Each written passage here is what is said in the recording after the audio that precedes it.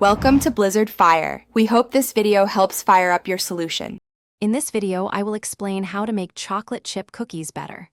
First, ensure your butter is at room temperature, or even better, brown it for a deeper, nuttier flavor.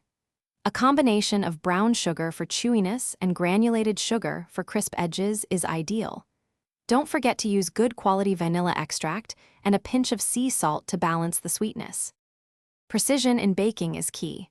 Always measure your flour by weight, not volume, to avoid dense cookies. Baking at 375 degrees Fahrenheit helps achieve that perfect crispy edge and soft center. Don't overbake.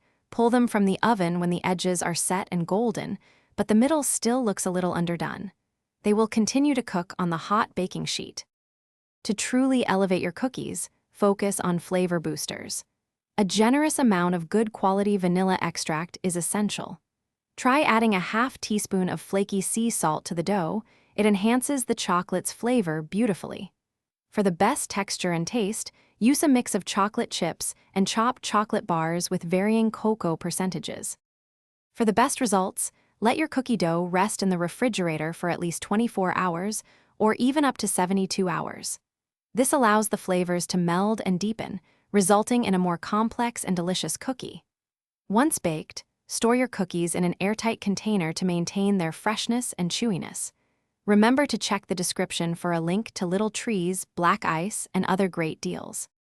Thanks for watching. If you found this helpful, don't forget to like and subscribe.